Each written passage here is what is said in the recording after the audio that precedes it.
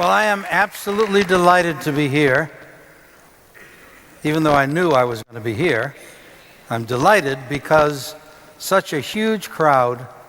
And I want to say, before I start, to thank you to Javier and to Anna, because they have spent 2 years putting together what will be a paradigm conference for all future ICOTs. So let's give them another round of applause.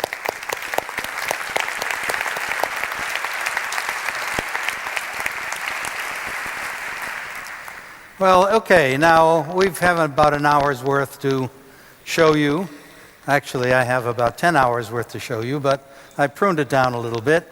And I'm going to talk today about thinking-based learning, which is what I call the result of infusing the teaching of thinking skills into standard content instruction in every school across the curriculum and across grade levels. And we're going to also have some special guests at the end of the session, and I just want to say something about that, because in these conferences we spend a lot of time really talking about the connection between teaching thinking and learning in school.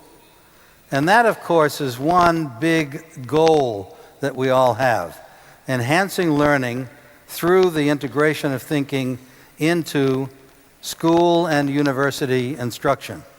But there's another goal that we have, and that is helping students to develop thinking skills, habits of mind, procedures that they can use, ideas for thinking, that they don't just use in school, but they integrate into their lives, and that they use for the rest of their lives.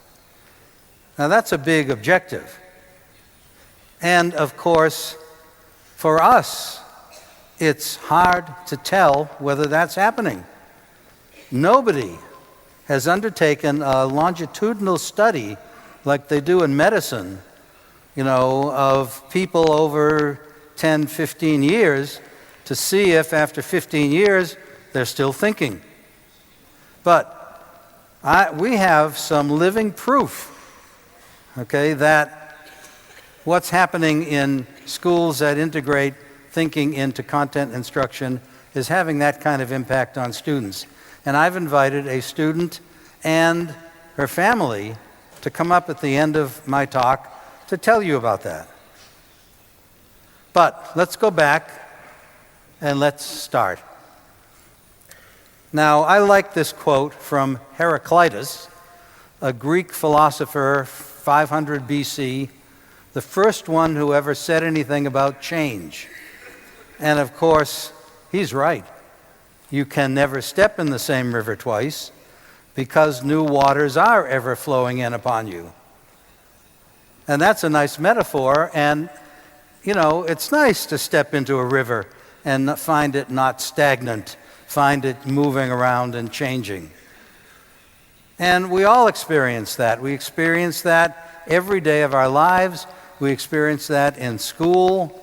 Every day is different, not what we expected completely, and we cope with it.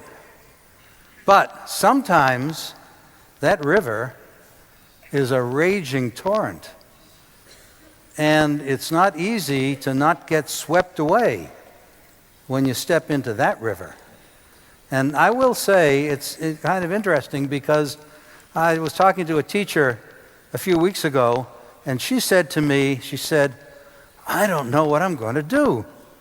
I said, about what? And she said, well, my school has changed things. We have no textbooks next year. We have these iPads for all the students. And she said, I don't even own an iPad. I don't know how it works. What am I going to do? Okay. Well, I'm sure she will cope, but those kinds of changes imposed from the outside on teachers, on a learning community, are sometimes hard to cope with. But I'm not going to talk about change in that sense. I'm going to talk about change from within. And not just from within a school, but from within a classroom. And that's what I'm going to spend the next 45 minutes or so with you on. Because what I want to show you is what teachers and students now do in classrooms that have changed because the teachers have changed them and the students have joined in making these kinds of changes. Changes to a different way of learning based on thinking. So I guess you could say this presentation is a celebration of the fine work of many, many teachers in changing their classrooms based on a model, but also based on seeing what other teachers do that's been effective, and a celebration of the way students respond. And I don't mean just gifted students, I mean all students. In fact, I've come to feel in my experience in this field over the past 30 years that all students can become better thinkers and better learners, and that it's up to us as teachers to find the way to show them how to do that. And that's what you'll be seeing today. But I want to start with just a few general comments because we know that in the 21st century, many people have emphasized the need for change and the need to bring up front in education an emphasis on collaboration, communication, and thinking. And nowadays, thinking is broken into two, critical and creative thinking, so we have 4 C's. But there are other kinds of thinking that are important too, and they shouldn't be left out, and you'll see them. So what I want to do is focus on thinking, of course, and I want to get right into it. And I want to just start from scratch so that you get a sense and develop an understanding of what my objectives and what our objectives, in the Thinking-Based Learning project are with regard to thinking. And I want to say that in other projects, there are other objectives. And as far as I can tell, everything that people have tried to do in school classrooms with regard to thinking is important and helps students to develop better thinking habits.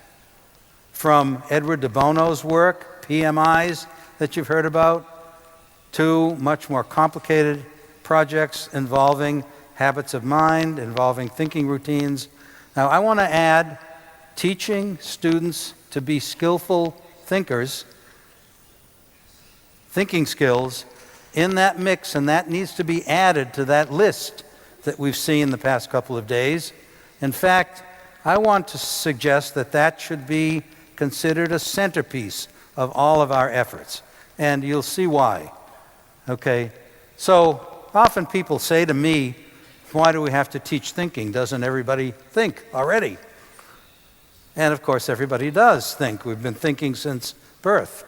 But you know as well as I do that it's not as easy as that. For example, if you are looking for a car and you want a small one and you see this ad, well, this looks pretty good. And it actually sounds pretty good too. It's a Twingo. Test drivers and engineers, when they study the engine, they say, wow. And that sounds very appealing. And power has never been this affordable. And we know what happens when you're really hyped up and you're really looking for something. You see something like this, it looks good. Now, I don't think anybody would ever go down to an automobile showroom and simply buy this car because of this ad, but we might well go to the automobile showroom and talk to an automobile salesman who will tell us more good things about this car. And then most people end up signing on the dotted line and buying the car. Well, that happens not too often, but it happens. This happens much more frequently. And there have been studies of this. Even if you're not going shopping today and you're not looking for breakfast cereal, if you see this ad, it looks interesting. Boy, people are going to admire your strong body and perfect health. And, vitamins? Wow. And there's even a little prize for your son or daughter. Hey, sounds good, but. So you file it away in your head, and then when you do go shopping and you see all those cereals there and you see Frosted Flakes, you say, whoa, there's Frosted Flakes, and you buy it. It's very, very well documented that there's that sort of procedure that happens, okay? And those things happen without thinking. They happen. Okay, now that's important because for me, this is a paradigm of what's gone wrong on this planet. And I'm going to say something I said in a newspaper interview that got a little bit misquoted, okay? And that is that from my point of view, I think it's pretty clear that 95 to 98% of the people on this planet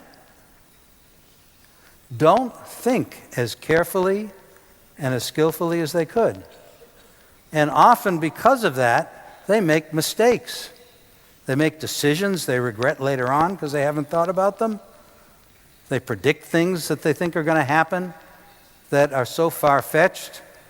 Okay, when you think about them, people would laugh, but they accept them and act on them.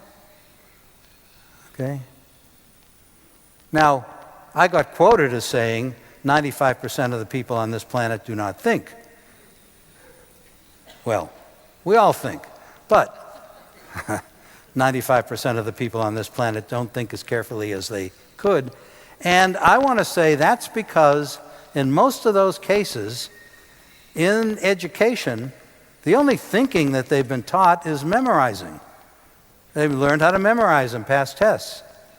But they've not been taught any other forms of thinking that can help them, like how to make good, careful decisions or solve problems by thinking them through first. So, while everybody thinks, not everybody thinks as well as they could. And what does that mean? Well, David Perkins and I sort of mulled about this back in the 1980s, and we sort of isolated 4 kinds of problems that people have with thinking. Often, thinking is very superficial. You think, but the information you use is really surface, and we don't get much depth. Hasty decisions. Happens all the time. Hasty thinking. Okay, especially responding to advertising. Okay, you have to go shopping and you have to buy things and you don't like it, so you just buy them. Narrow thinking? Well, if you're predisposed to think something, then you may think in a very narrow way. You may only consider the factors that support what you have to say and not listen to other points of view. And that may be a mistake because maybe you're wrong, maybe you can learn something from those other folks. Fuzzy, sprawling. Sprawling, you know, some people think of one thing, they think of another, suggest another, and they never really organize their thinking. But fuzzy, I want to get back to that because there's a good example in my experience. I was working in a school, a high school, in the United States once, and I had finished doing the workshops that I do, and I was leaving, going to my car, and there was a bench outside the front door of the school. And on the bench, there were about 6 or 7 high school students. They were all boys. And as I walked by, one of them stood up and said, "Let's not just sit here. Let's go do it." And one of the other students said, "Do what?" And the first student said, "Oh, I don't know. Let's just go do it." And they all got up and they left. And I thought, I wonder. Okay, now, where do these problems occur? Okay, now I want to say all over the place in our lives, not just our everyday thinking, but in our professional work, okay, in our families, and they involve specific kinds of thinking that we do. And we try to make a list of those. Well, it's a longer list than this. But when people make decisions, they often don't think carefully, solve problems, make predictions, respond to arguments, compare and contrast things. okay, usually stops with a few similarities and differences, even though nobody in this room, I'll bet, has ever, when you compared and contrasted things in your lives, nobody has ever just stopped at a few similarities and differences. And I don't mean list a lot more. I mean go beyond similarities and differences. Thinking about doing something different. What else could I do? No creativity, no new ideas come up, and many other kinds of thinking. Now, from my point of view, what we really need to think about is how we can help people. Well, there are a lot of people out there, maybe not, that's a hopeless task, but at least help our students learn to do these kinds of thinking carefully and with skill. How can you do them better than most people do them now? And that actually is the basis for almost all of what I'm going to show you. Because there's an answer to that question. How can we avoid making these mistakes and how can we do these things better? And that is, we need to use thinking skills. And we need to teach thinking skills in school. Well, what's a thinking skill? What is it? It's easy to say that, and that sounds right, but what is it? Well, if we're careful, okay, we're going to take a certain perspective on that. Because I talked about making decisions, solving problems, etc. And I said most of the time, people don't do those very well.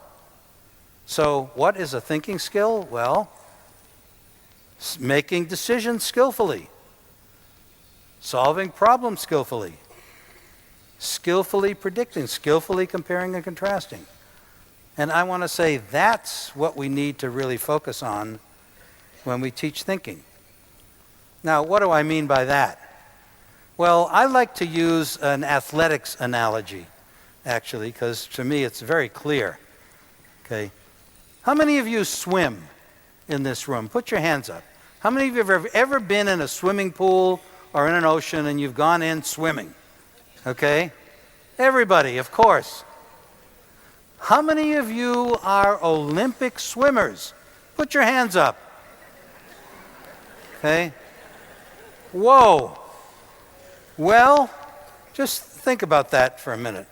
When I was younger, okay, and I jumped into a swimming pool the first time and I tried to swim, okay, I did what I saw other people doing. I, swam like that. But pretty soon, I couldn't breathe. I had to stop and I had to tread water and I had to take 10 deep breaths, okay? And I thought, wow, something's wrong here. But I didn't know what was wrong, okay? Well, the swimming coach who was there at the swimming pool noticed that, and he said to me, well, there are some things you can do to breathe so that you don't have to stop. And I said, what? And he said, well, you swim a little bit, but you don't swim very well, so let me teach you how to swim better. And he then taught me how I could synchronize my breathing with my strokes so that every time I stroked, I put my head up and I breathed, and I didn't. And I did it. I mean, it was hard at first, but I learned to do it so that I could make 3 or 4 laps without having to stop. Now, that's the analogy I like, because what happened? Well, I was swimming, but not very well. And I was taught how to do it more skillfully by doing certain other things. And that was great. Well, that's what we need to do about thinking. We need to help students to focus on those different kinds of thinking, and we need to figure out with them what you need to do those carefully and skillfully, and we need to help students to learn how to do that, and we need to help them so that that becomes a habit. They develop a disposition to do skillful thinking when it's needed, etc. So we need to do all of those things that have been talked about the past few days with regard to each one of these. And that's our objective. That's what I mean by teaching a thinking skill. Okay? Now, there's two approaches that people have adopted. One is in separate standalone programs. Okay? I remember when I was at university, I took a course in critical thinking. Okay? But I did what everybody else did. I passed the course, I passed the test, I learned, but I never used what I learned in that course in my history or my science, because my teachers were different and my teachers were very directive and they were giving lectures. Okay? So that's a problem about standalone courses. It's been very well documented that transfer of what you learn in those courses into other academic work, into your lives, is minimal if it's there at all. Now, of course, teachers can teach to that, and the teacher of the critical thinking course can work with the history teacher and the science teacher and try to get them to incorporate what they're learning in the critical thinking course. But that sometimes means that those other teachers have to take the critical thinking course, and they don't want to do that. So that's a little bit difficult. Now, integrating thinking skills into the standard curriculum, that's different. You don't need a separate time to do it, and it's something every teacher can learn to do and can do. And the teachers we've worked with have done. And they've done it without having to tear down walls in the school, without having to hire new teachers. Okay? They've done it on their own, in their classrooms, of course with the help of others around them, in a community of people working for the same goal. So we have two goals, two objectives. Improve content learning through thinking and help students develop thinking skills that will stick with them for the rest of their lives so that their lives are richer and better. And when I think about that, I think, and so that we make a better world around us. But I'm not going to be around to see that, okay? I can help plant some seeds, but my view is this is going to take a long time, because breaking into education systems in a big way is very hard, as some of you have commented on and experienced. So let's take a look at now a lesson. We're going to come down to earth, and almost everything else I'm going to show you is in the classroom. And I want to say at the outset, what I'm going to show you is first exposure lessons. Lessons that teachers have designed and developed on specific thinking skills, that is, to help students do specific kinds of thinking skillfully, okay, for the first time. So that these lessons are highly scaffolded and structured. But that's the beginning of a process that is supposed to end when the students internalize all of this, when the teachers don't have to structure anything in the classroom, when the students actually, okay, as in the same way as a matter of habit, we brush our teeth in the morning and we eat and we drink when we need to drink. When good thinking is needed, they do it, and they know how to do it. So they develop the habit, okay, if you want to call it a disposition. That's where we're aiming for. This is beginning stuff. So, Bien, aquí showing the results of the study in their classroom. They're studying in science predator-prey relations amongst animals in the natural world. Grade 5. And what the students have produced at the end of this activity is a piece of writing about a bird. Okay? The bird is called a kestrel. It's called a suniculo here in Spain and in Spanish countries. It's a hawk that has special abilities. It can hover, it spots its prey, and it dives down and catches its prey. Okay? And it operates very accurately. And it's a survivor. There are many of them around. Okay, I went to a national park in Spain, and there was a bird sanctuary there, and there were some kestrels flying around. And it was very, very interesting. So now the students are asked to write okay, as if they're writing for a publisher of a book who wants to describe how this bird works. They are writing something from what happens from the time the bird spots its prey to the time it eats its prey. And what they have to do is they have to really come to terms with what the different parts of this bird are that are needed, are used in order for it to be an effective hunter. And that's what you have here. And I'll just read a couple of sentences. As the kestrel hovers, it turns its head from side to side and scans the ground with its eyes for the movement of recognizable prey. When it spots prey, the kestrel uses its stereoscopic vision, which depends on the coordination of both eyes, to gauge the location and distance of the prey. Then it dives, catches the prey, carries it away in its talons, and when it puts the prey down on a branch and wants to eat it, if the prey is alive, the kestrel kills it with the sharp tip of its beak. Now that's a little bit gory, but that's life in the wilds. But what I want you to notice is the detail here. Okay, a lot of detail. And these students know what they're doing, and well organized from beginning to end. How did that happen? This is the last bit of a lesson now. And let's take a look at that.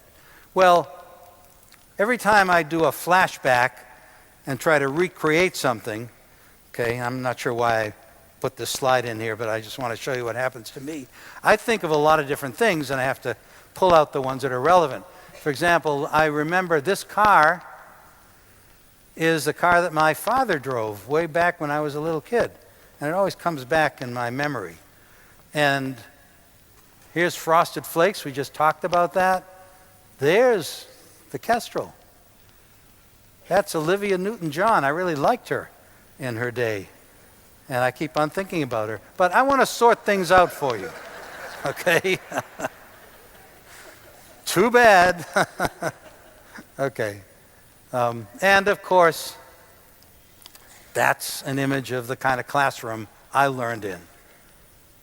So what's going on here? Well, these students now are learning to think about something that isn't on that list, but is common in schools. In schools, we teach students things.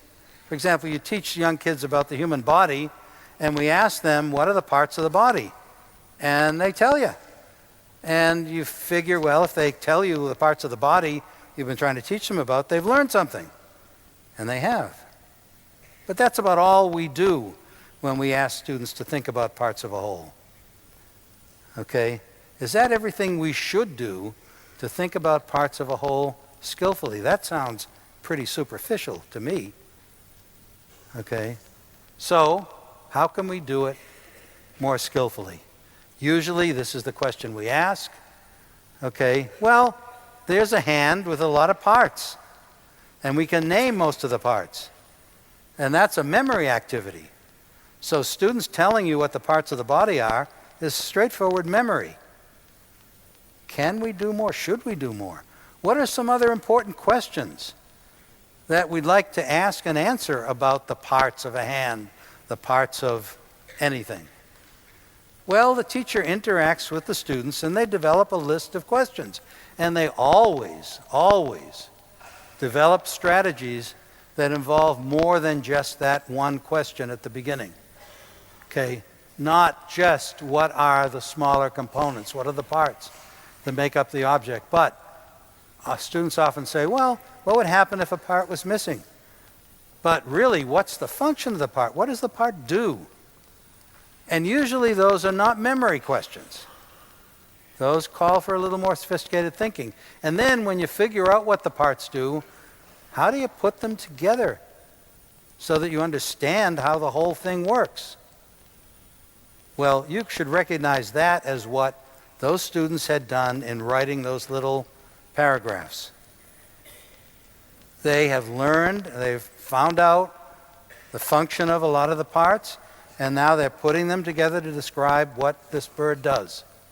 So here's a quickie. Here's the teacher has found something in a bird book about a bird that these students don't know anything about.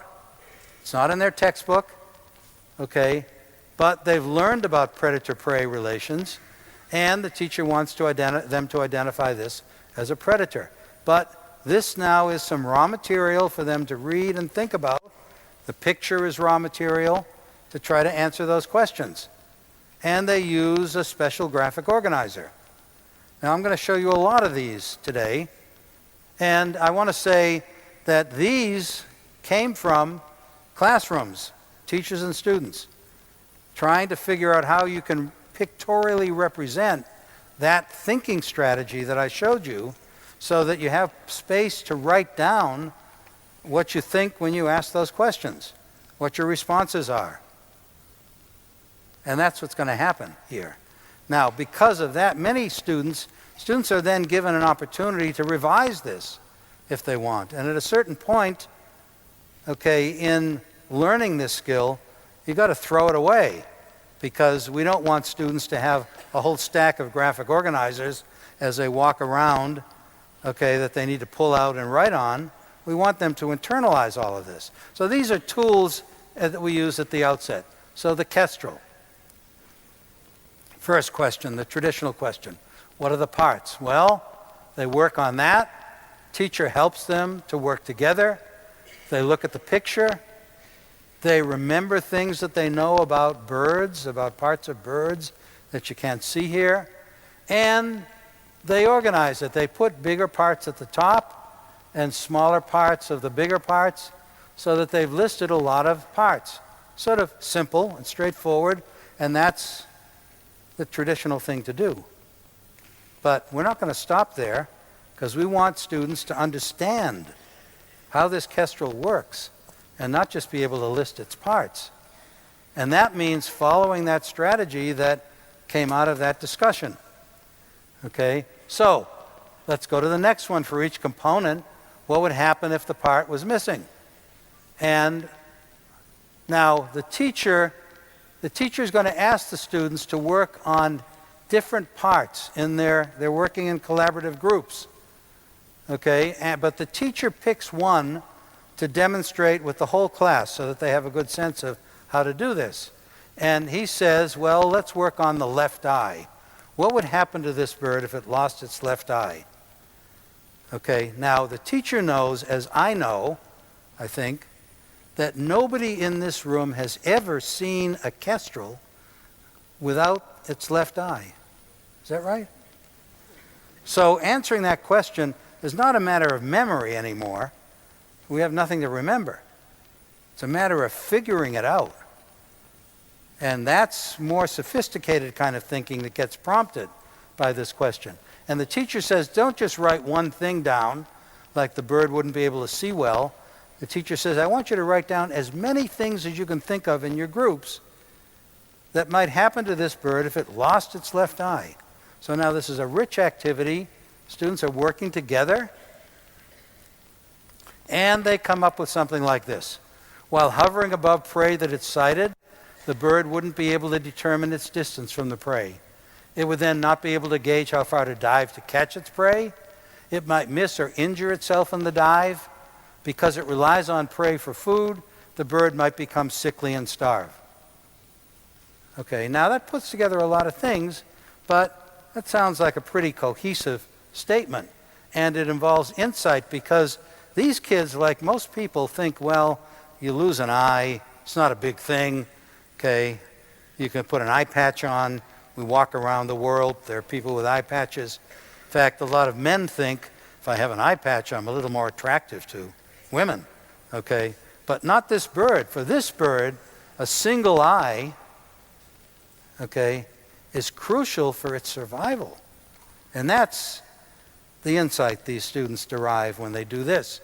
But so when the bird has its left eye together with its right eye, what's its function now? We know what would happen if it lost it. Let's switch the negatives to positives, and that's what these students do. And I'm not going to read this, but it just describes how this bird uses its stereoscopic vision to locate prey. Okay, now, I just want you to think. The learning that has happened It takes about 10, 15 minutes for students to work through these two, compared to what learning is represented here if they just list parts. Well, they know the parts. To me, what they learn in these few minutes is light years beyond what they learn when they just list parts. Light years in comprehension and understanding. But we're not done. How do we put these things together now? So the individual groups work on different parts. They report back. There's a big chart that they have for reporting. I mean, here's a picture of a student in Chile classroom, and she's reporting from her group. Students can now go up and see all this, and then they write things like this. And that's where the details come from. What's on those graphic organizers becomes pre-writing if they have to write something. Now, they don't always have to write something, but if you want to help students to learn to write in a more organized way, well, you have an opportunity here. But we're not done, because the students came up with, and the teacher came up with a strategy of 4 questions: parts, missing, function, working together. We want the students now to go back and reflect on that. How do we do this kind of thinking? And is this the best way to do it? Maybe there's another question we missed that would make it better. Or maybe one of those questions is redundant. So this now gets thrown back to the students, who have a chance to critically evaluate the procedure that they used. Very important technique. And of course, this is metacognition in action, because basically this is going to lead to the students evaluating the strategy. Maybe they'll use the same one, maybe they'll add something, but the teacher then has something that the teacher can ask them to do. So the teacher doesn't have to say the strategy is these 4 questions. The teacher can say to the students, what are the questions now that you're going to use to try to guide you through this process? As students start to guide themselves. And that's the kind of shift we need to make in these lessons. So this is a metacognitive strategy. It's based on some work that David Perkins and I did way back in the 1980s.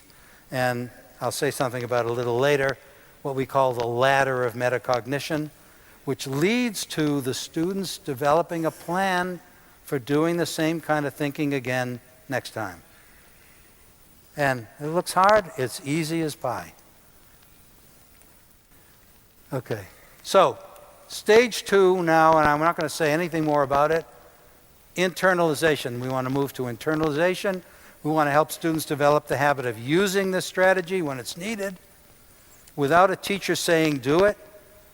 They need to recognize opportunities, be motivated, develop dispositions to do it. So that's another story for another day. But here's an example from the wall of a school. It's all over the walls about these dispositions.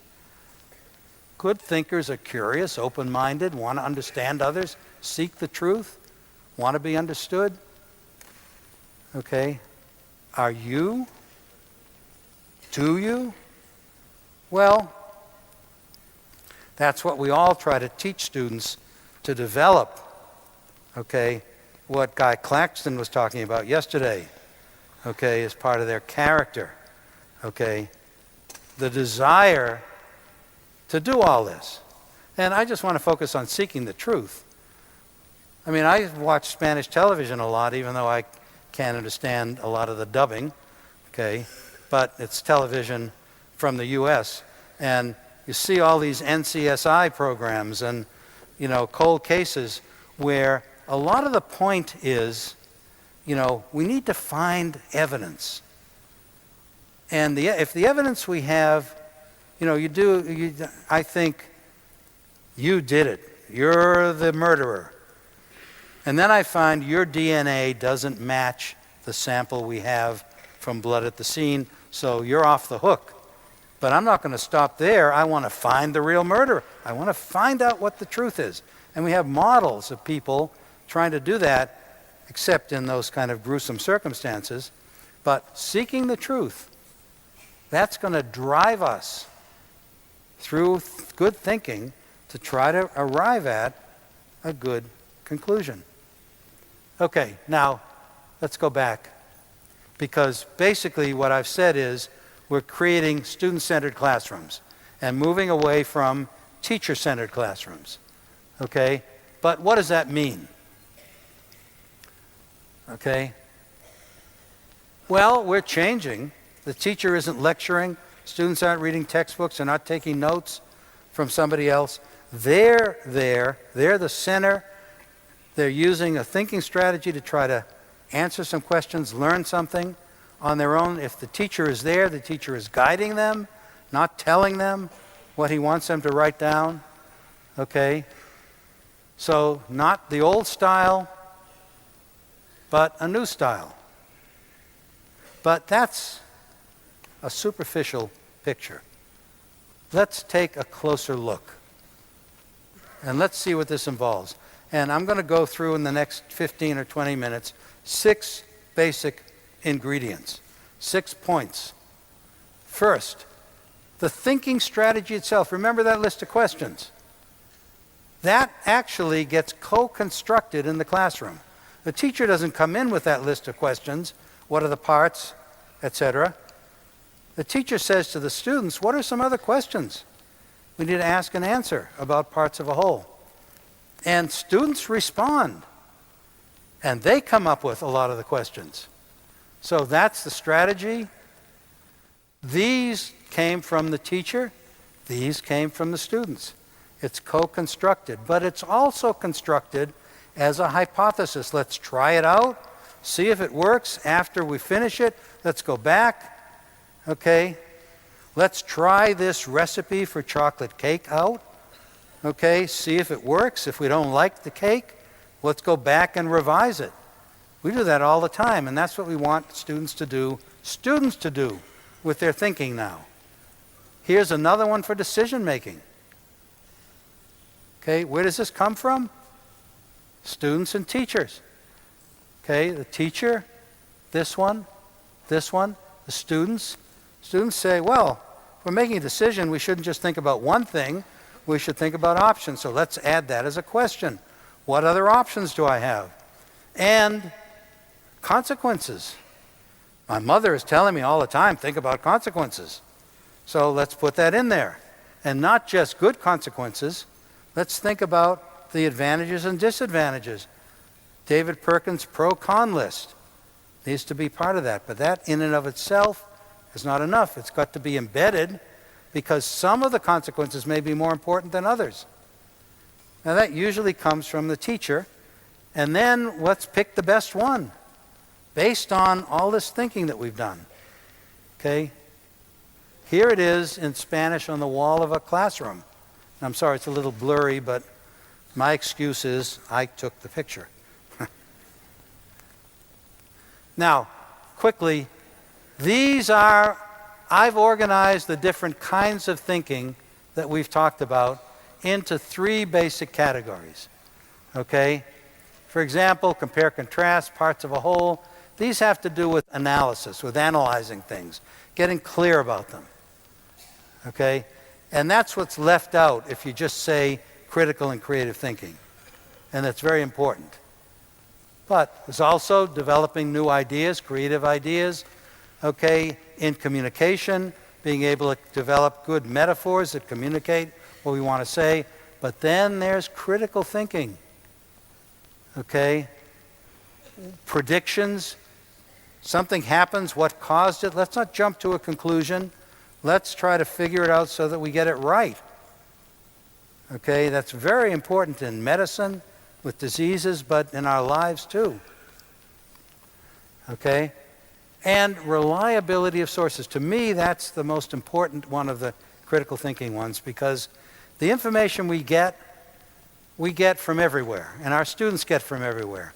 And I've worked with many, many students and sent them to the internet, and what they tend to do is they enter something on Google, they get a list of sites they can go to, they click on one, they get some information, they copy it down, and they bring it back without thinking about whether it's reliable or not. But we know anybody can put anything they want on the internet.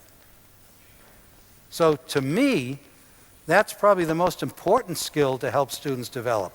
how to really make good judgments about whether a source is a reliable source of information, even back down to observation. Okay, now, thinking skillfully about important curricular content is the next thing. We've got some thinking strategies. How are we going to do that? Well, remember, the Kestrel was what this teacher picked.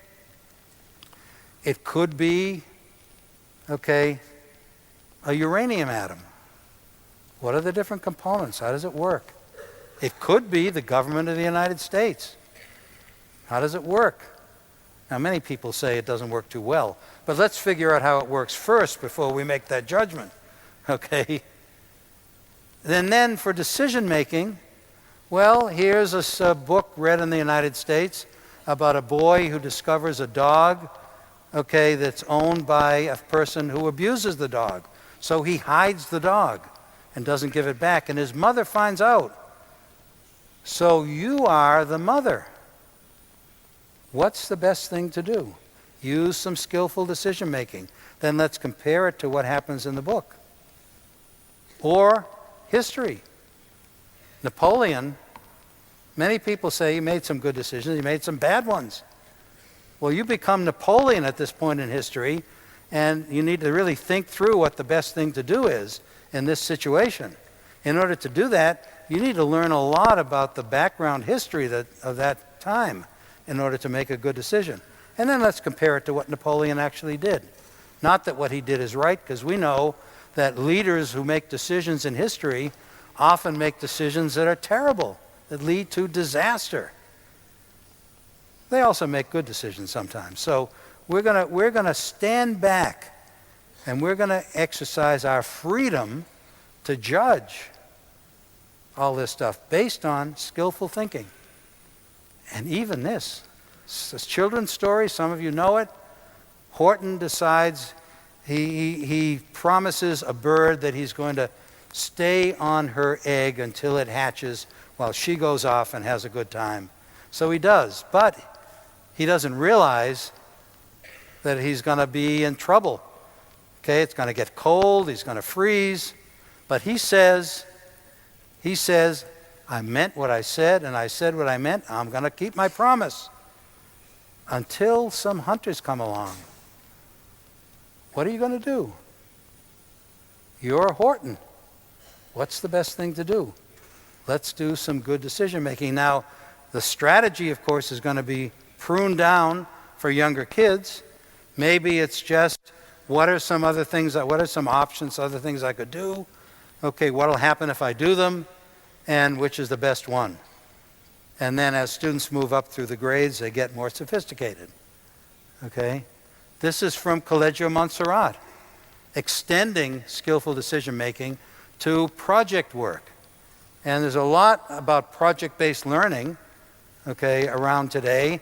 And integrating thinking skills into project-based learning is tremendously important, because we don't want students to go through a project and make superficial, okay, decisions that are not based on very much, that they find are not the right decisions. We want them to think through these decisions carefully.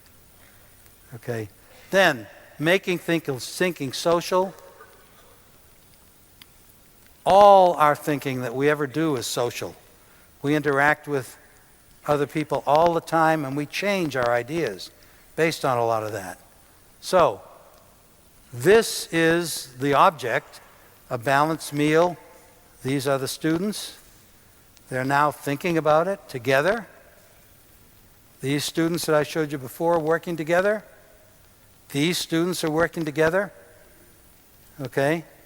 These actually are 3 groups of 3 in a classroom. So where's the teacher? There's the teacher, just hanging around doing nothing. Well, actually, the teacher has learned from the research around, or maybe from her own experience, that if you challenge students to think, you've got to give them time and you shouldn't interfere with it. Okay? And that's what he's doing. Okay? Then, graphic organizers.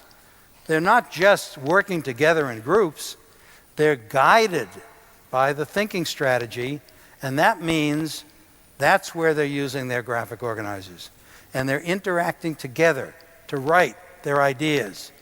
That's where these ideas come from. Not one student, but a group, synthesized. Here's a teacher from Colegio Montserrat again, working with very young children, 3, 4-year-old kids, on parts of a whole, and it's parts of your face, and this student is trying to figure out what happens if you don't have eyes. Okay? And they're going to work on this graphic organizer behind there. This is a group of autistic students in Chile who are all over the place, and who many teachers think can never learn anything. But they're working too. These structures help them to focus and organize their ideas. And they can't communicate in language, they communicate in pictures. What would happen if you don't have a mouth? Okay, you can't shout, etc. Now the teacher wrote those words. This is a group of students, high school students, and they're working on comparing and contrasting. A different graphic organizer and different thinking strategy. They're comparing and contrasting 2 countries, one democratic, one totalitarian. This is the graphic organizer, similarities, differences, but then we come to a conclusion. And this is the strategy.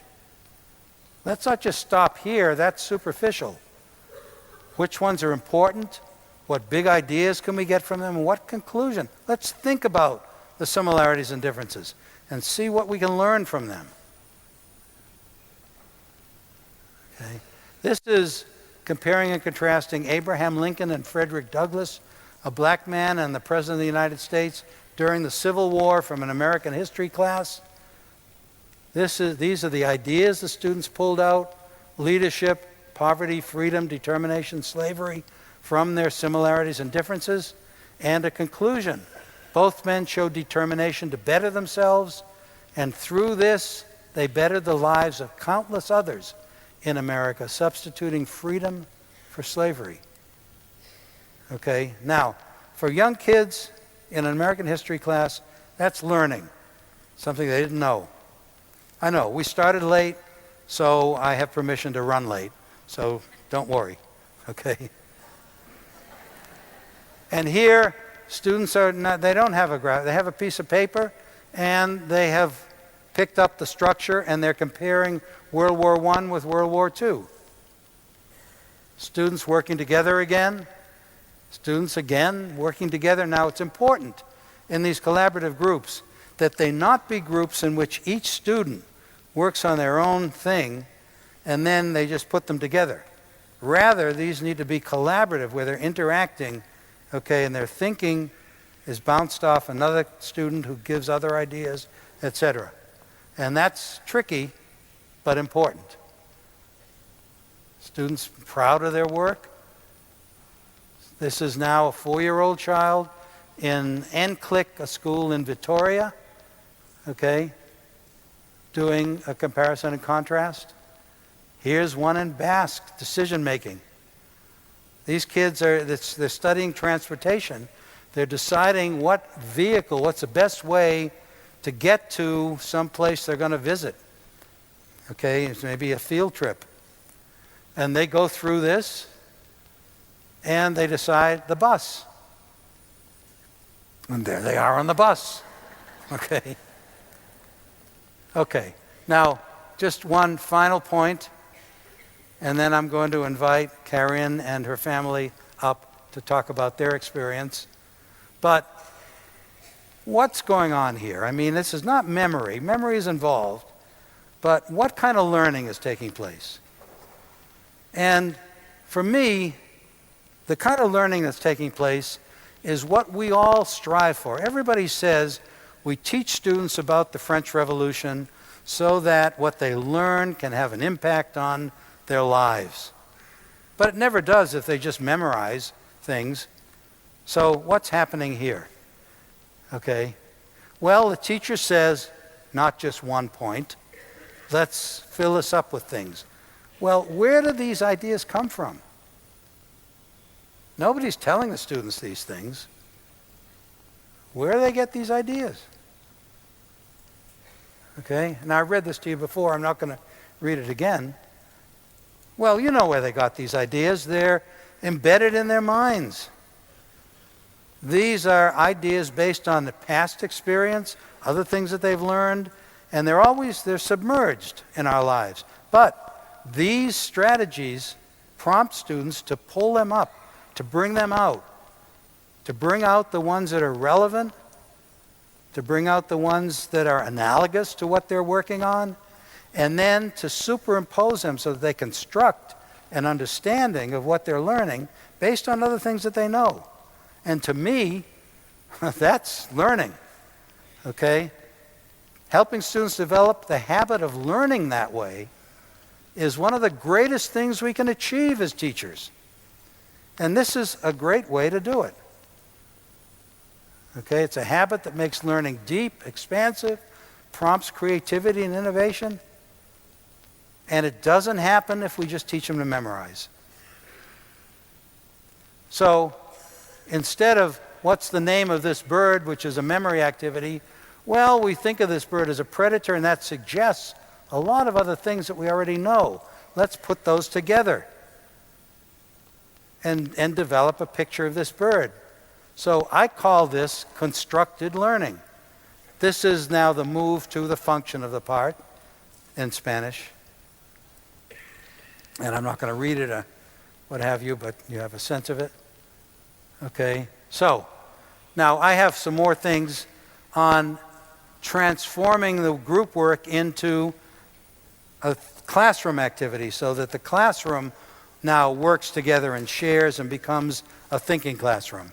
But I don't really have time to show you those slides, and I really do want you to hear from our friends who I would like to invite up to the stage right now.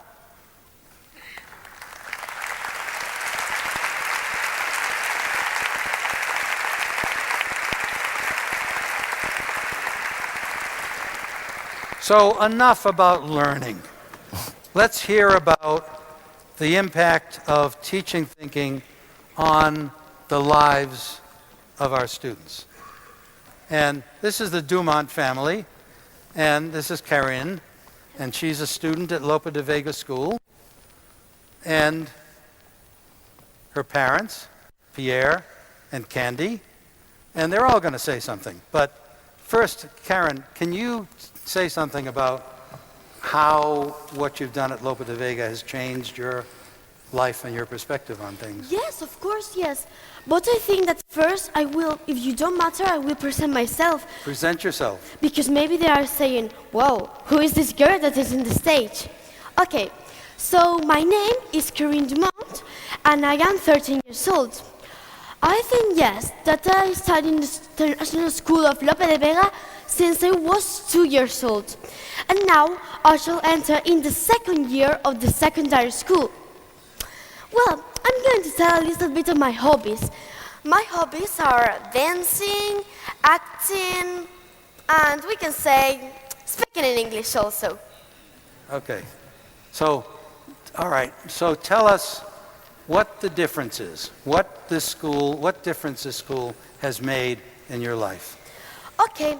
I like a lot the TPL in the school because I think that it makes me organize myself. Because this year I was in secondary school, so I became nervous because we have more homework. So for example, let's make an example. If I come home and I have a lot of homework, a lot of books in my school bag, and I say, I don't know what to do first. So we have to think with the TPL.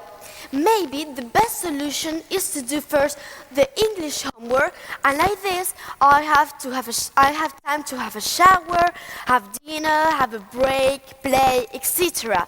And then I can do language homework. So we have to think, what is more important? What should I do first? I think that it's very nice, this TPL, because everybody thinks. But the question is, does everybody know how to think? It's for that TPL shows you the steps that you have to follow to have a right solution or a good conclusion. So it's for that I love it. Okay, well, thank you. Thank you. Now,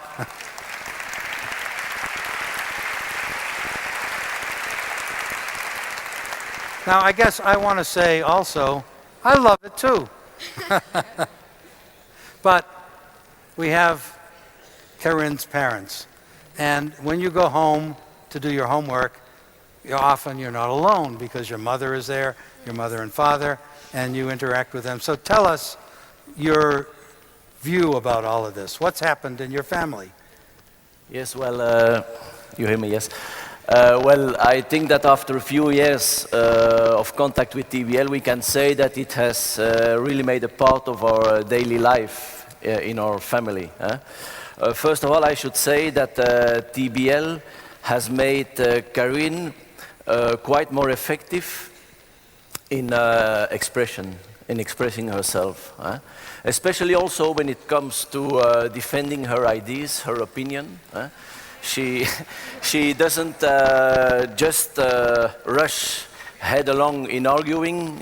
She first, just instead of that, she first thinks. She makes an exercise of thinking. She prepares her strategy, and then she starts with her arguments step by step. And I must say, sometimes with astonishing logic and order. And I think that that's a big quality that she will be able to use in her professional life afterwards. Yeah. What impact has that had on you? Yes. I observed that Karin is more adult in certain practical matters.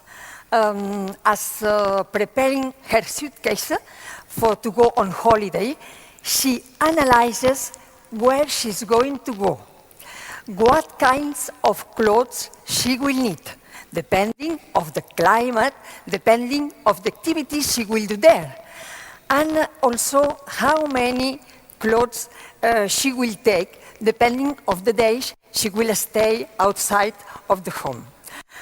And also, Karin has become more critical towards what she sees in internet.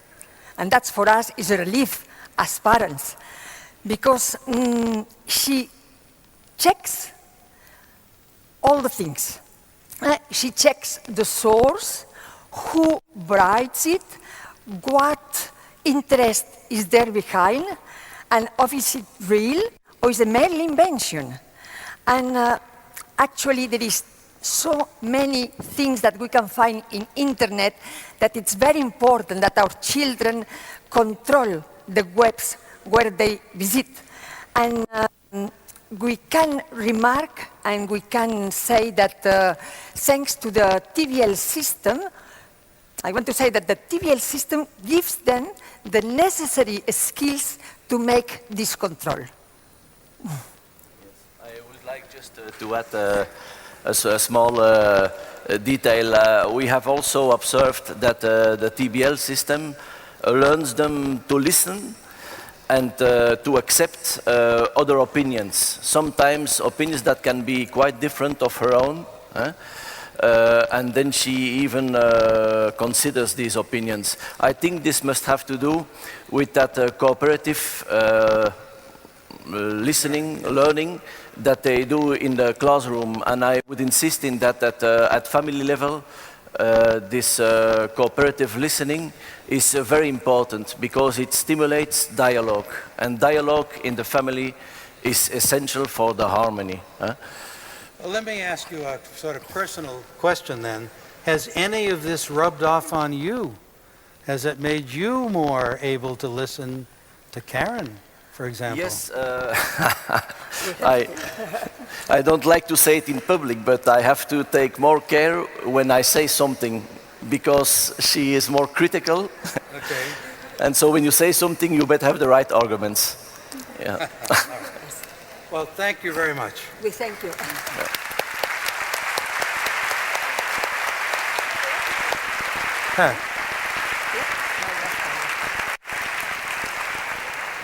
Okay, now you can sit down, you can stand up, you know. I'm going to finish this quickly because we've run over. Okay, thank you.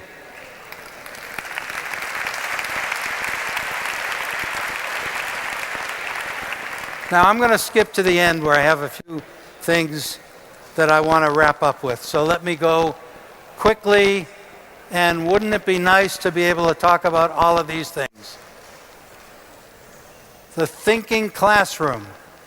These classrooms become thinking classrooms, not just classrooms of groups that think. And metacognition. And schools now are mapping TBL into their whole curriculum based on what the teachers have done in the classroom. So here are some examples. And you will hear from some of these schools, okay? So I want to thank these schools, okay, for their participation in this. Colegio Montserrat, well, you see them all. The ones with the stars are schools that they're on the agenda today for presentations. So if you want to hear more about Lope de Vega, find the Lope de Vega presentation. It's listed under TBL, and you can go to it, and they'll tell you much more. Colegio Salzillo and Molina, Escabel, Erain, and San Sebastian, but a lot of the pictures came from these other schools, and I want to thank them. And point out these books. We have a summer institute coming up, and I want to say to everybody here, we have a summer institute in Benidorm at Lope de Vega School. It's coming up in 2 weeks. And if you have attended this conference, you can come to it for half price. See me. Okay, so thank you all for being here.